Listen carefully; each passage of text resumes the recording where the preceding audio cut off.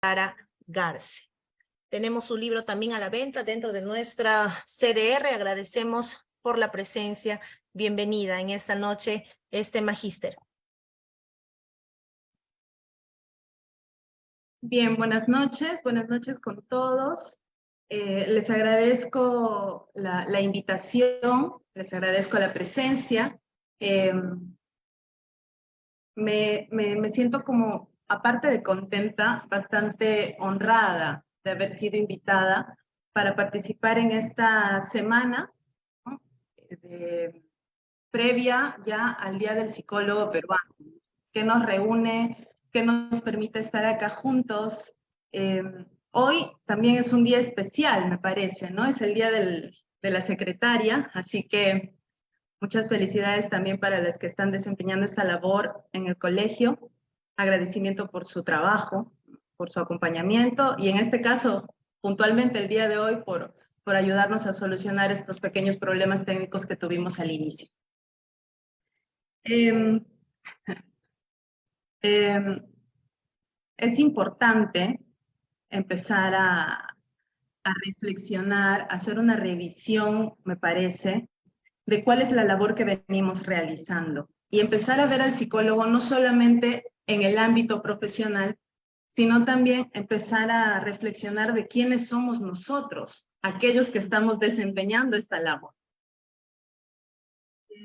Me he sentido bastante conmovida de que me inviten a realizar esta temática en especial, porque me resuena mucho.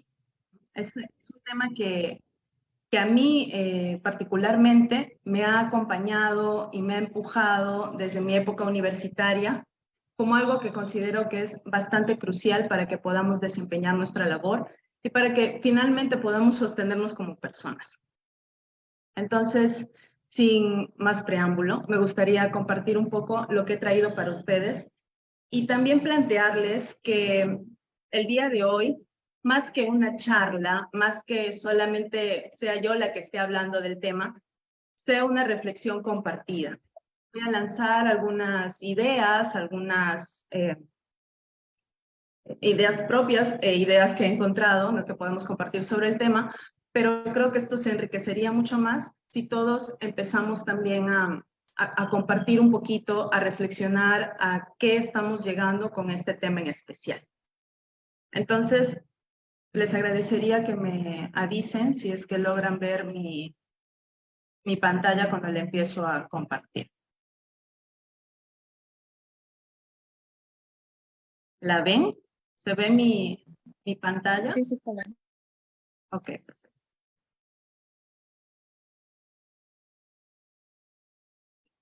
A ver.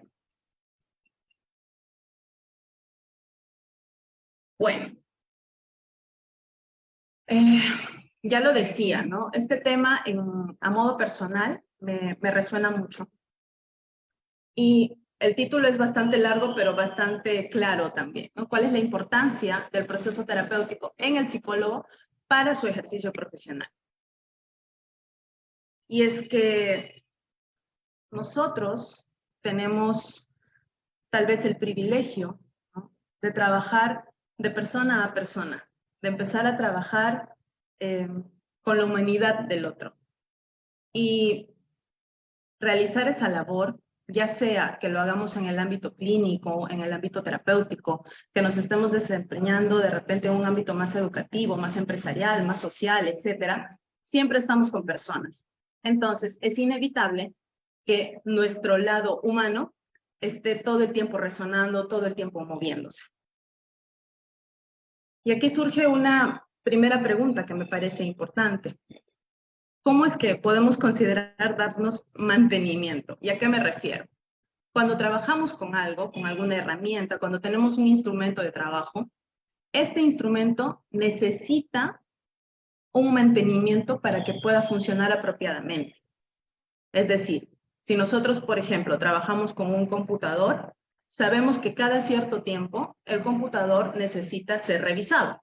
Necesita su antivirus, necesita a veces una formateada, necesita que lo estemos dando mantenimiento, que lo actualicemos para que pueda seguir funcionando en base a las necesidades que tenemos. como psicólogos, nuestra herramienta de trabajo, nuestro instrumento, pues somos nosotros mismos. Y aquí sale esta primera pregunta al aire, ¿no? ¿Cómo es que nosotros nos estamos dando mantenimiento? ¿Cómo hacemos eso?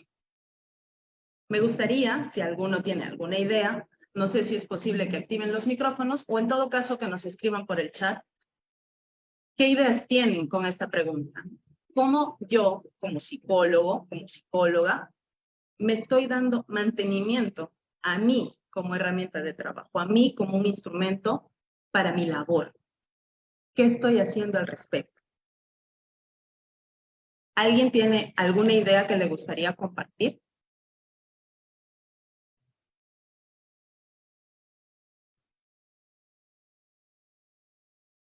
Bueno, no veo acá. Sí, ahí veo una mano levantada. Bárbara, no sé si me puedes ayudar, por favor, esta parte.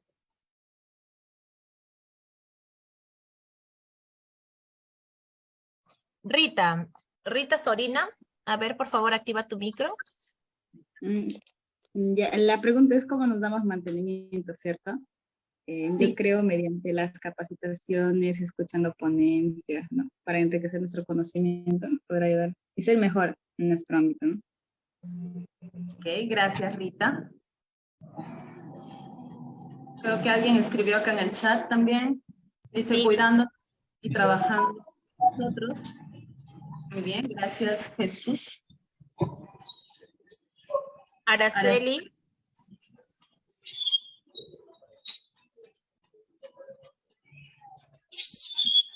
Araceli.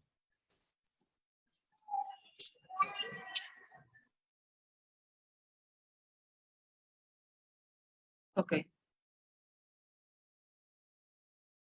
Ok. Bien.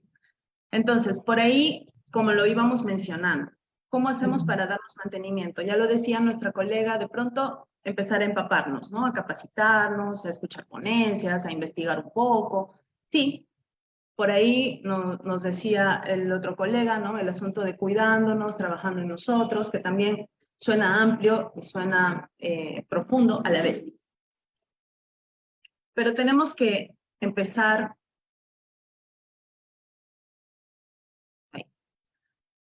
a recordar, y de hecho a no perder de vista, el hecho de que el psicólogo o la psicóloga es persona, ¿no? Entonces tenemos que empezar a enfocarnos en la persona del psicólogo. ¿Quién es este ser que está desempeñando esta labor? Hay que volver la mirada a nuestra humanidad. ¿Quiénes somos nosotros como personas? Primero somos personas y luego profesionales. Finalmente, la labor que realizamos como psicólogos, como bien lo dice, es una labor. Es nuestra área de trabajo generalmente. Va a abarcar todo nuestro ser en esta labor, pero no deja de ser como un aspecto de nuestra vida. Y eso es importante recordar, porque si nosotros cuidamos de nuestro ser integral, va a ser más probable que la labor que desempeñemos, la forma en cómo nos desenvolvamos en esta dimensión, también sea no solo apropiada, sino también profunda, contundente e impactante. Va a ser importante recordar que no solamente se trata de empezar a capacitar nuestros conocimientos, no solamente se trata de empezar a adquirir más sabiduría, va a ser el reto empezar a mirar quiénes somos en profundidad. ¿Quién soy yo? ¿Cuál es mi historia? ¿Cuáles son mis heridas? ¿Qué cosas tengo sanadas? ¿Qué me falta hacer? Porque todo yo se va a relacionar. La particularidad de nuestra labor es que trabajamos con la humanidad de las personas. Y aquí viene quizás una parte que me parece muy potente y muy prioritaria a tener en cuenta. Y es el hecho de que cuando trabajamos con la humanidad de las personas, no podemos olvidar que trabajamos muchas veces con su vulnerabilidad, con su parte más frágil. Y si vamos a entrar ahí, no solo por un tema ético y profesional, sino también por un tema humano, tenemos que estar lo más entrenados, lo más respetuosos posible para acercarnos a esa parte que es tan delicada. A ver, antes de hablar de Rogers, por aquí creo que veo algo en los chats. Ok. Por acá, antes de avanzar, una colega nos menciona, ¿no? ¿Cómo nos damos mantenimiento ante esa pregunta? Cuando aportamos tranquilidad, paz a nuestro interior, cuando curamos nuestras propias heridas y por último, capacidad. Bueno, bien, gracias. Entonces, ya lo decía Rogers, ¿no? Un grandioso terapeuta humanista en los años 80, que vamos a encontrar de repente algunas actitudes básicas del terapeuta para que la relación terapéutica pues sea buena, sea positiva, sea la más eficiente posible. Y Rogers nos va a hablar de 3 actitudes básicas.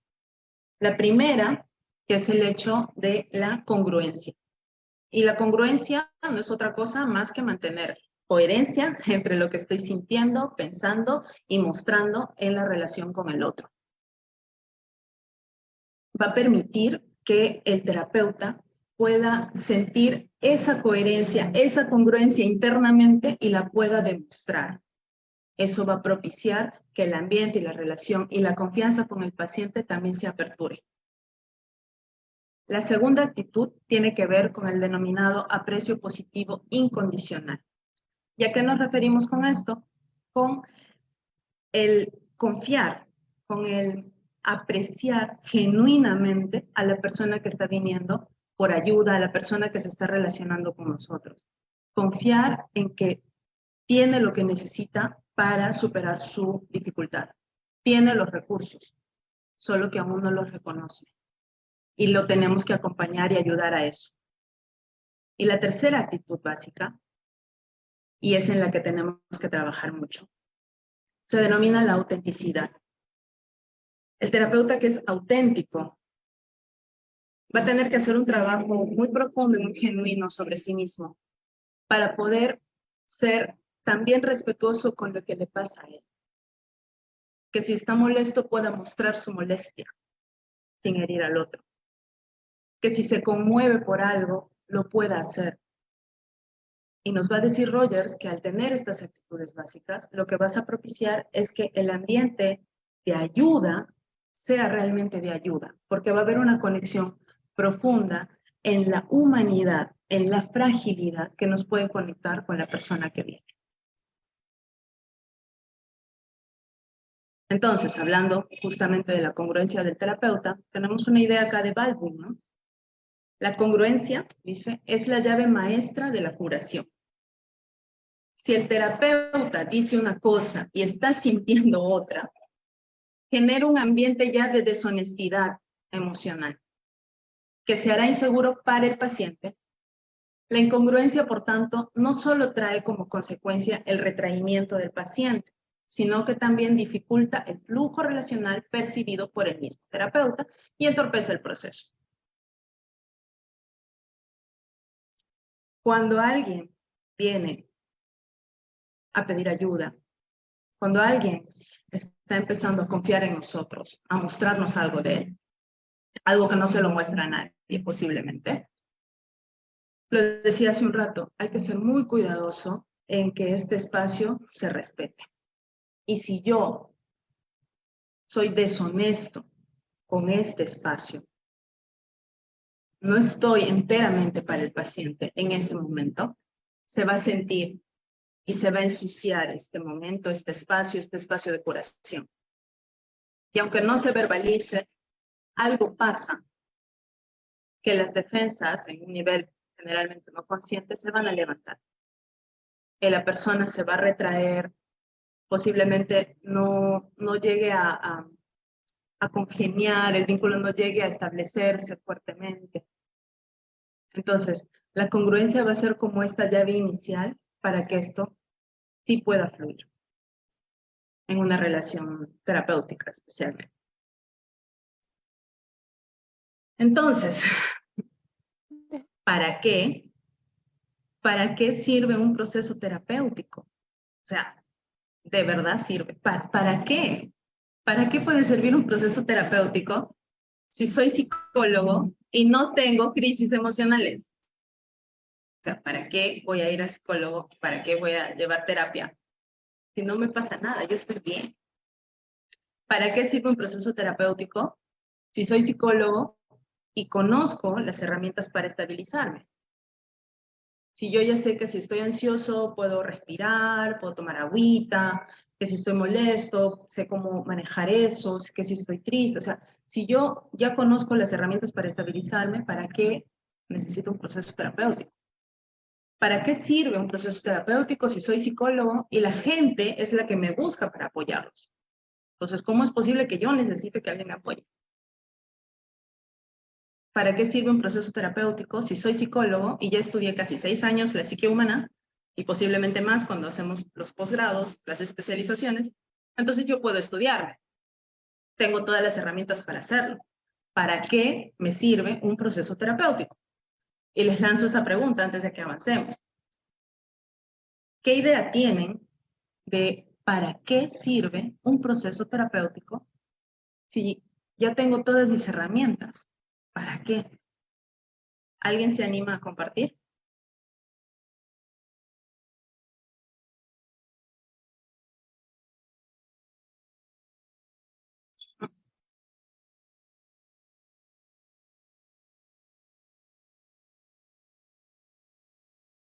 A ver, ¿alguien se anima a compartir? Fernando?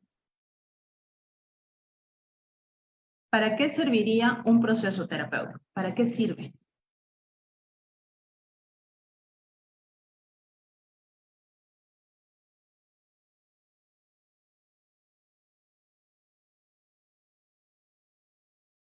Sí, Rita.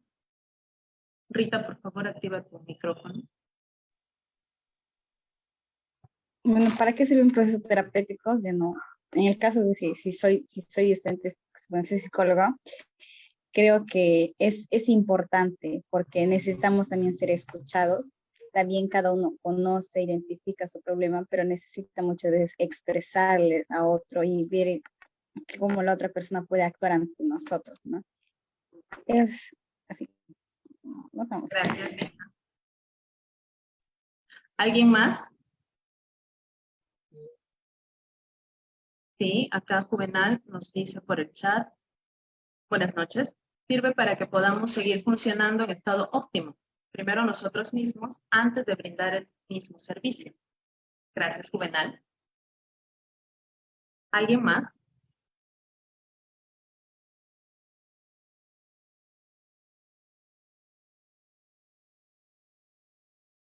Mark, ¿puedes prender tu micro, por favor?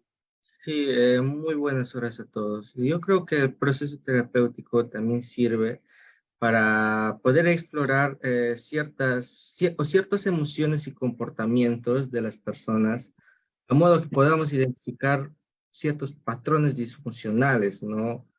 De modo que podamos ir directo a poder desarrollar esas habilidades y así poder manejar quizás los conflictos que puede tener cada persona en lo que respecta también a calidad de vida. Ok. Gracias, Mark. Muy bien. ¿Hay alguien más? Avanzamos. Muy bien, muchas gracias, Rita. Muchas gracias, Mark. Muchas gracias, Juvenal, por su participación. Y me atreví a lanzar esta pregunta también con las frases que le siguen, porque sí lo he escuchado tanto de colegas como a veces hasta de estudiantes de psicología también, ¿no? Que podemos caer en un ego que nos puede cegar, nos puede boicotear, nos puede engañar de que ya tenemos todas las respuestas. Que si yo ya hago esta labor, simplemente puedo aplicarla para mí mismo y ya está. Pero hacer esto va también como que en contra de nuestra propia esencia humana. Siempre va a haber puntos ciegos. Yo, si no utilizo ninguna herramienta para ver cómo está mi espalda, cómo está mi nuca, es imposible que la vea, pero sigue siendo mía. Necesito un tercero para que me ayude a ver. Por ahí me dicen, bueno, ok, necesito un espejo. Ya, puede ser, hay una herramienta, pero necesito otro punto de vista, otra mirada.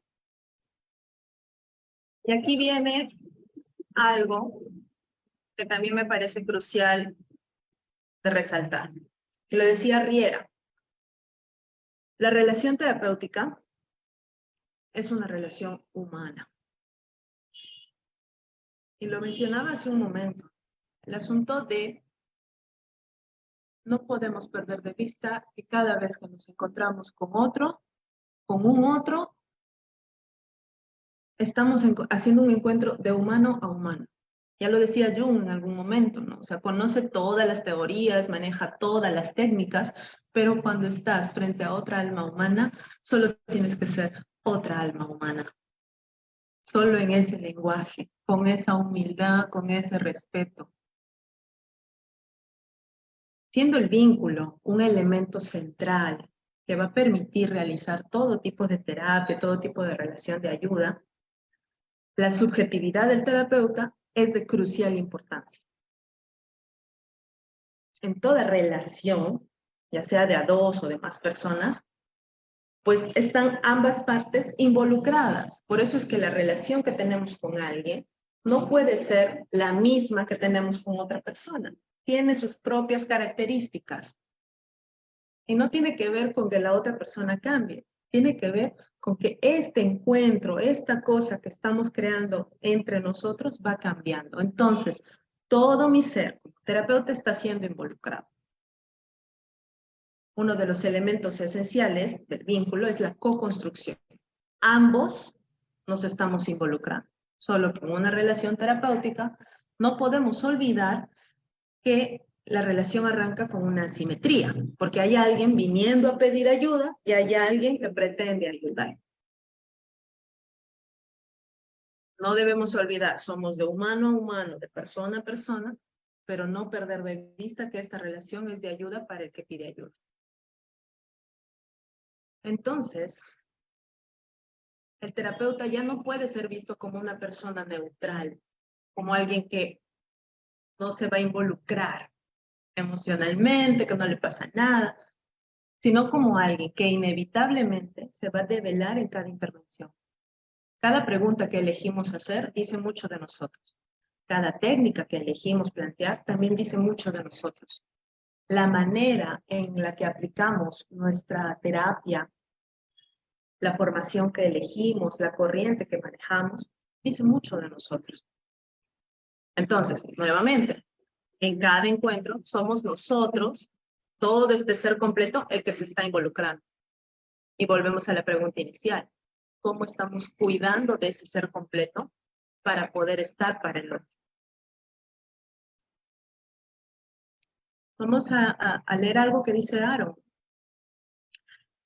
El terapeuta no es una persona imparcial que está capacitada para percibir correctamente al otro y hacerlo en forma cabal. Por el contrario, es alguien que se presenta en la terapia con la inevitabilidad de sus sentimientos, sus percepciones, sus pensamientos, su propia biografía, que lo autodevelan en forma continua frente al paciente y que a su vez lo implican en una relación que transforma, ojo acá, no solo la realidad del paciente, sino la suya también. Cada encuentro que tenemos con un paciente, con un cliente, con alguien que viene por ayuda, también va a impactar en nosotros, nos va a remover, posiblemente nos va a ampliar nuestra forma de ver el mundo, posiblemente nos va a tocar temas internos, emocionales. Cada encuentro no solo le trae algo al paciente, nos trae algo a nosotros. La práctica es un entrenamiento continuo de empezar a permitirnos que nuestra manera de ver en el mundo también se amplíe. Pero aquí viene el entrenamiento. El mundo interno del terapeuta tiene que estar al servicio del proceso terapéutico del paciente. Y eso te puede dar el entrenamiento en tu formación, pero te lo da también, sobre todo, el haber pasado por un rol de consultante. Reflejar la subjetividad del terapeuta es necesario hacerlo al servicio de comprender la subjetividad del paciente. Si vamos a hablar de nosotros mismos en una relación de terapia, esto tiene que ocurrir sí y solo sí va a servir para el proceso de ese paciente, va a servir para comprender lo que le pasa, va a servir para que esta comunicación sea mayor, sea más profunda, sea más amplia. Porque si yo me estoy develando, ¿no? Mostrando ante el paciente, sin una intención, sin una finalidad de colaborar en su proceso, sin una mayor comprensión de lo que le pasa, cuidado, porque la relación deja de ser de ayuda y pasa a ser una especie de vómito emocional del paciente y muchas veces del terapeuta. Hay que estar consciente de que siempre hay material personal que no ha sido resuelto. Esto suena un poco catastrófico, porque podemos hacer mucho trabajo personal a nivel de terapia, de revisar nuestra historia, de curar nuestras heridas, pero acá nos lanza esta sentencia, ¿no? De que tenemos que ser conscientes que siempre va a haber material que aún no ha sido resuelto. Y este es un fenómeno que desde mi corta experiencia lo he ido notando, que tiene que ver con que un proceso terapéutico, un camino terapéutico, sabemos que no es un camino lineal. No es que todo va a empezar a mejorar, a mejorar, a mejorar y ya está. Y no solamente es de sub y bajas. Ocurre un fenómeno que yo denomino que es como el camino en espiral. Que si vemos un tema inicialmente, avanzamos en ello y avanzamos con nuestros procesos, con nuestra vida y por ahí volvemos a ese tema. Que si ya trabajé con mi niño interior herido, avanzo y vuelvo y me vuelvo a encontrar con mi niño interior. Pero esta vez desde un lugar diferente. Esta vez ampliando el matiz. Esta vez viendo otra cosa, pero de ese tema. Entonces, los temas pueden volver continuamente. Y ahí viene este juego, este círculo, de que siempre va a haber algo que podamos revisar.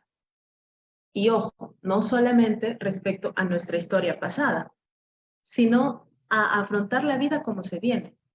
Porque de hecho va a haber crisis naturales que van a ocurrir, como la muerte de un ser querido, accidentes, envejecimiento, cambios grandes, cambios de trabajo, maternidad, paternidad, etc. Va a haber, la vida misma nos va a traer cambios, nos va a traer movimiento, crisis, caos, y eso siempre puede ser revisado. El terapeuta debe tener una especial preocupación por estar atento al modo en que organiza su mundo interno, de manera tal que sus dificultades se transformen en recursos al servicio del proceso terapéutico y no en intervenciones iatrogénicas.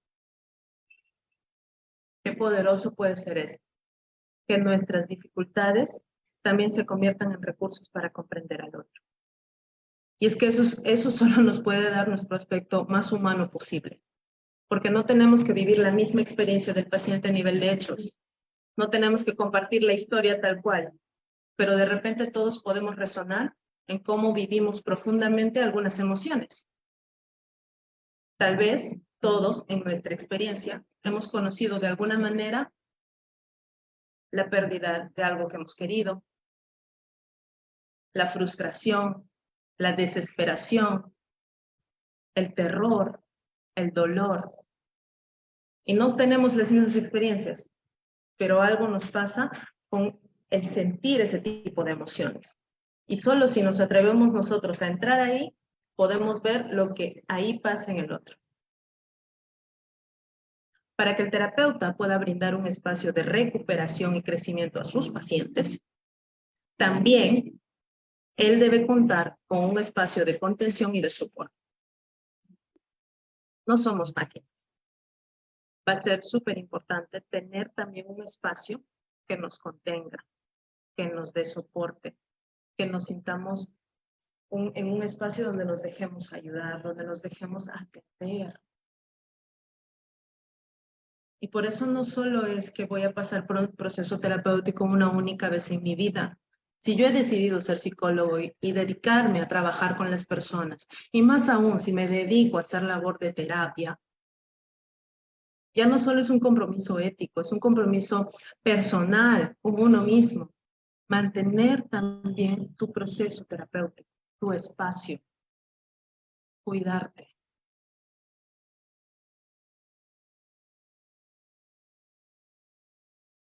Hay un impacto de hacer terapia en el terapeuta. Y me refiero no solo a un impacto profesional. Ya lo decía White. Él plantea que es innegable el impacto sobre la vida y el quehacer del terapeuta al ser incluido de una manera tan íntima en el mundo interno del paciente. Creo que lo mencionábamos en su momento. Si vamos a entrar a un lugar tan delicado, tan privado, tan íntimo de las personas, eso en definitiva nos va a conmover, nos va a resonar. Es un privilegio que nos abran esa puerta, que nos den esa confianza. Y tenemos que ser muy responsables, muy cuidadosos, porque ahí podemos hacer una diferencia positiva. Participar tan profundamente de los relatos de vida de los pacientes enriquece la propia vida del terapeuta. Le permite incorporar nuevas narrativas sobre sí mismo, sobre su paciente y sobre otros pacientes, los que se benefician en forma recursiva del aprendizaje obtenido a través de la práctica.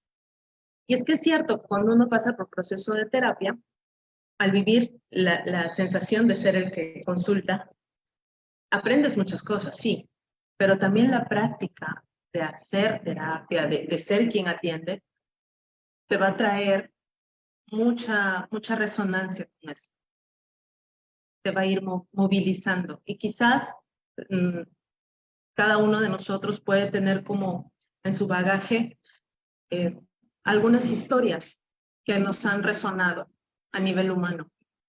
Cuando nos ha tocado escuchar historias súper fuertes, más grandes que las de las películas o de la ciencia ficción, porque estas son reales, porque están pasando, porque lo tienes al frente. Que alguien te cuente una experiencia de sobrevivencia o de dolor tan profundo, o de rachas de dolor, es muy fuerte y nos conmueve, nos remueve, nos amplía, nos humaniza. Y eso también permite que miremos el mundo de una manera un poco más amplia, que empaticemos cada vez mejor. La práctica nos va a ir dando eso.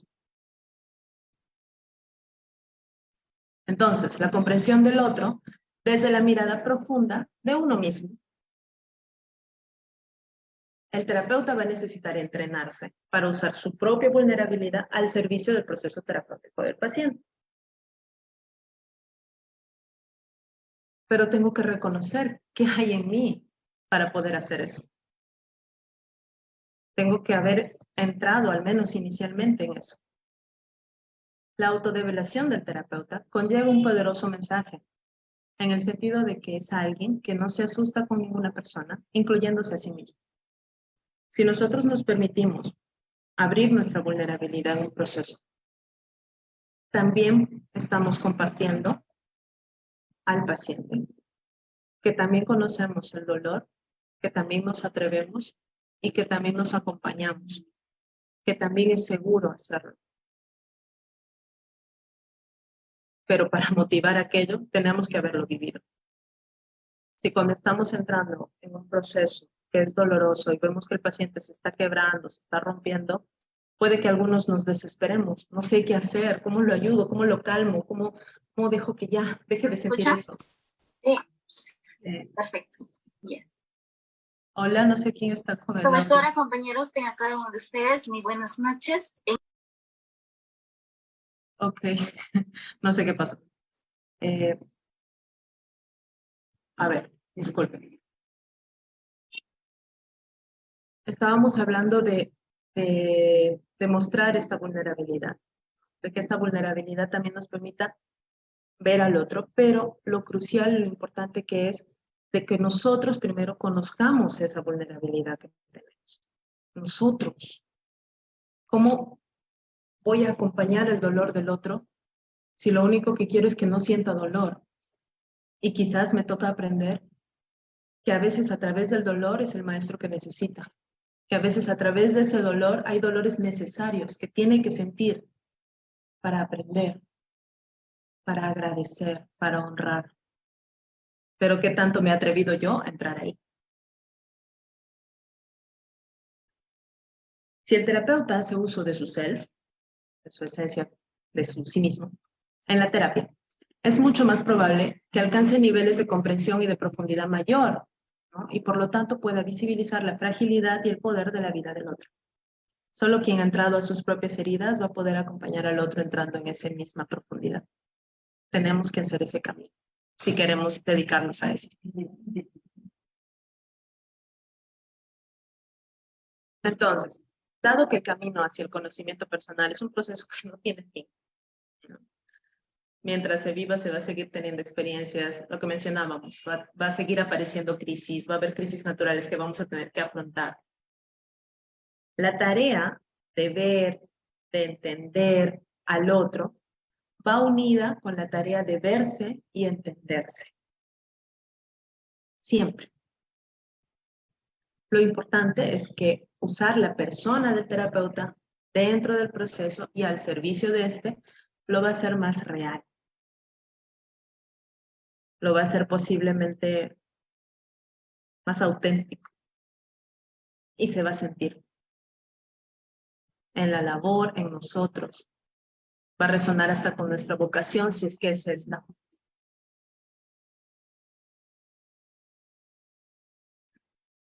El proceso terapéutico de todo paciente involucra al ser del terapeuta. Por lo tanto, es necesario un cierto grado de conciencia para poder tener la capacidad de diferenciar lo personal y privado del lado del terapeuta. Si yo estoy consciente de las cosas que me faltan trabajar o que vengo trabajando o que me anda pasando, voy a poder tener presente eso para tener cuidado en que esta información sea un recurso y no sea un daño al paciente.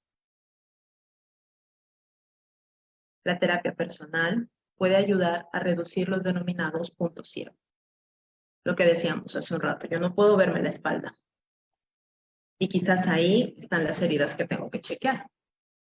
Quizás viene algún paciente y tiene algo que justo es como lo que me pasa acá atrás. Necesito otro punto de vista, necesito otro acompañante. Entonces, medio para ir culminando un poco estas reflexiones. Vamos a encontrar algunos beneficios del proceso psicoterapéutico en el psicólogo. Yo lo he separado en al menos estas dos de las que hemos hablado rápidamente.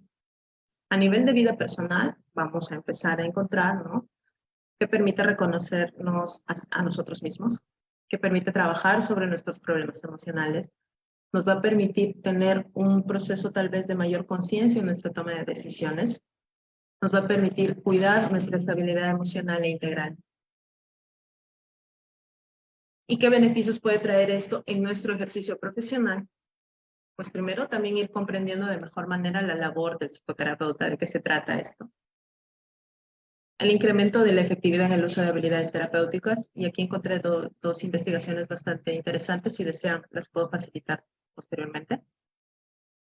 Luego tenemos el desarrollo de la habilidad de vincularse auténticamente con el consultante.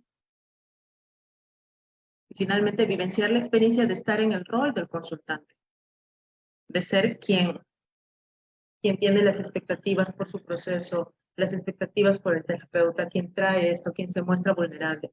Vivir el rol del consultante es una experiencia que necesitamos atravesar si queremos dedicarnos a esto. Bien, y finalmente me gustaría compartirles, desde que, sí, no es un poquito de tiempo. Me gustaría compartirles un escrito de mi autoría, que tiene que ver con mi labor como terapeuta, porque ahora para mí también mi labor de terapeuta pues es parte de mi ser. Entonces, tengo un escrito para ustedes que está en mi libro, que se llama Gracias por dejarme ser tu terapeuta.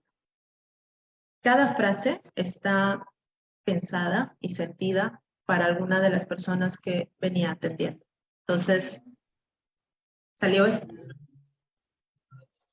Gracias por dejarme ser tu terapeuta. Te he visto romperte desde adentro y tratarte con ternura. Te he visto con el alma rota y continuar creando lo bello. Te he visto explotar en llanto y acogerte con amor. Te he visto en el piso, sin movimiento, y resurgir más libre. Te he visto impotente ante la indiferencia y empezar a alumbrar tu luz. Te he visto en medio del campo de guerra y sostenerte más grande. Te he visto temblando de miedo, sin voz, y reír a carcajadas con el abrazo. Te he visto en el laberinto de la confusión y con la entereza de defender a los tuyos. Te he visto avergonzada de tu historia y con la valentía de desnudarte. Te he visto sumergido en la emoción y con la fuerza de seguir adelante. Te he visto destruida y doliente, con los sueños al piso y con el empuje para renacer. Te he visto guardando tus temores profundos y decidido a trabajar en ellos por amor a ti. Te he visto escondida por tu culpa y respirando hondo al permitirte soltar. Te he visto angustiado, sin salida y disfrutando la alegría de sentirte libre. Te he visto golpeada y volviendo a caminar. Te he visto en el fondo y brillando. Gracias por dejarme acompañarte y vibrar contigo, entrar donde nadie antes ha entrado, ni siquiera tú mismo, ni siquiera tú misma. Gracias por abrirme tu alma, tu corazón, tu camino interior y permitirme conocer, explorar, viajar infinitamente en cada historia tuya, en cada emoción. Gracias por permitirme encontrar mi fortaleza y ponerla a tu servicio, por conmoverme con tu sentir y así conocer y profundizar mi humanidad. Gracias por esa risa sincera que emerge de las lágrimas que inundaban. Gracias por hacerme testigo de tu transformación y empujar y motivar la mía. Gracias por confiar en mí y dejarme amarte.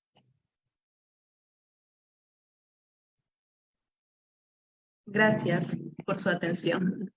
Me gustaría ahora compartir un poquito si alguien quiere comentar, preguntar, tal vez contarnos alguna historia, algún caso.